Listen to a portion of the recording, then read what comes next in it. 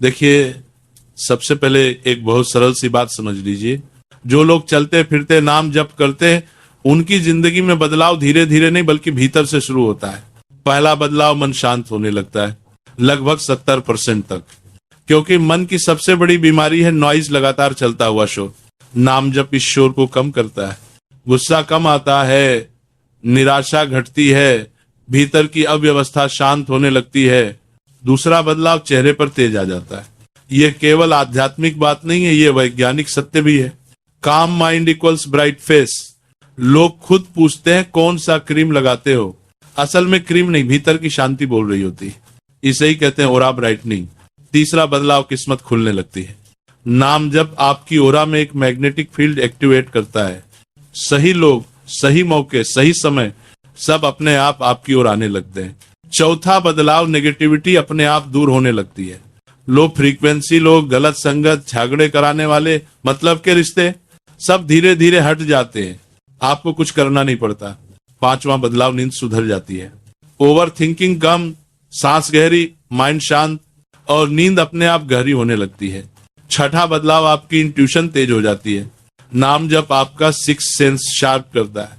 आप पहले ही समझने लगते हैं किस काम में लाभ है, किस में नहीं। सातवां बदलाव, कर्म हल्के होने लगते हैं। नाम जब कार्मिक बोझ को धीरे धीरे घोल देता है, रुके हुए काम बनने लगते हैं।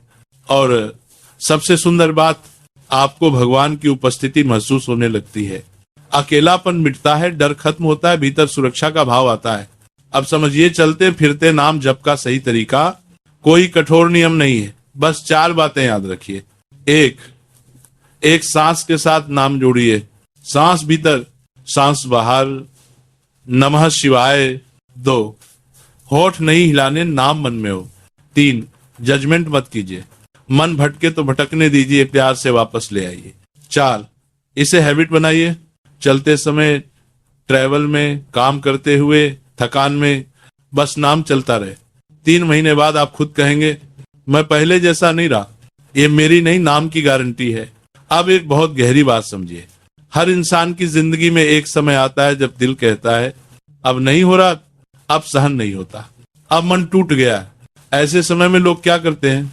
कोई रोता है, कोई चुप हो जाता है, कोई खुद को बंद कर लेता है और कुछ लोग गलत फैसले भी ले लेते हैं। लेकिन बहुत कम लोग होते हैं जो ऐसे समय में बस एक काम करते हैं, भगवान का सहारा लेते हैं, और वही लोग बच जाते हैं। क्योंकि जब इंसान पूरी तरह टूटता है तब भगवान उसके सबसे करीब होते हैं। और नाम जब वही पुल है जो इंसान को भगवान से जोड़ देता है। आपने देखा होगा, जिसका दिल टूटा होता है, जो अंदर से खाली होता है, वही सबसे तेज नाम पकड़ता है। क्यों?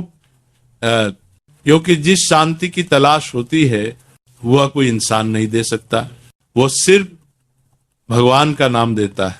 और एक बात ध्यान रखना, अगर आप नाम जप कर रहे हैं तो यह आपकी मर्जी नहीं है। भगवान खुद चाहते हैं कि आप उनका नाम जपें। हर कोई नाम नहीं जप सकता। आप बहुत भाग्यशाली हैं। अब समझिए, नाम जप से पाप कैसे नष्ट होते हैं। पाप का मतलब सजा नहीं, पाप मतलब एनर्जी इम्बैलेंस, गलत सोच, बुरी आदत, गिल्ट, गुस्सा, डर, ये सब हमारे भीतर जमा हो जाते हैं। नाम जप एक अग्नि है, मंत्र अग्नि। ये भीतर जमा हुई कार्मिक धूल को धीरे धीरे जलाती है। एक समय आता है जब इंसान कहता है जैसे कोई भारी बोझ उतर गया हो, पूरा वाइब्रेशन बदल जाता है। ऐसा इंसान बिना बोले 3 काम करता है। लोगों को कंफर्ट देता है, लोगों को हील करता है, लोगों को इंस्पायर करता है, बस उसकी प्रेजेंस से। अब सवाल आता है, क्या नाम जप से किस्मत बदलती है? उत्तर है हाँ, बिल्कुल। डेस्टिनी 2 तरह की होती है, एक फिक्स जो जन्म से तय है, दूसरी फ्लूइड जो कर्म, ऊर्जा और माइंडसेट से बदलती है। नाम जप वही काम करता है जहां इंसान की मेहनत रुक जाती है, क्योंकि नाम एनर्जी पैटर्न बदलता है, ओरा ब्राइट करता है, कार्मिक ब्लॉक्स खोलता है, इनर कॉन्फिडेंस जगाता है। इसलिए लोग कहते हैं मैंने बस नाम जपा और जिंदगी बदल गई। बिजनेस और नौकरी पर भी नाम जप का असर होता है। डिसीजन सही होते हैं, फोकस बढ़ता है, गलत लोगों से बचाव होता है। अरलेसी बारको की तन्नी खम्पीन तारको की सरकार को की तन्नी खारको की तन्नी कारको की तन्नी खम्पीन तारको। सही टाइमिंग मिलती है। नाम जब समस्या खत्म नहीं करता, नाम जब समस्या से गुजरना आसान कर देता है। अब महापुरुष क्या कहते हैं, सच्चा ध्यान क्या है? आंख बंद कर लेना ध्यान नहीं।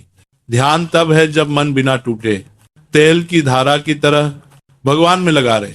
नाम से रूप प्रकट होता है, रूप से ध्यान स्थिर होता है और ध्यान से समाधि। समाधि दो प्रकार की, सबीज और निर्बीज। और जीवन का सबसे बड़ा सौभाग्य है इसी जन्म में राधा कृष्ण की निकटता।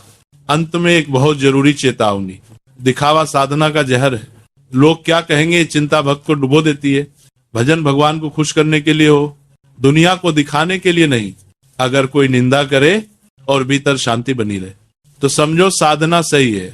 तो अब बताइए आप किस चीज का इंतजार कर रहे हैं?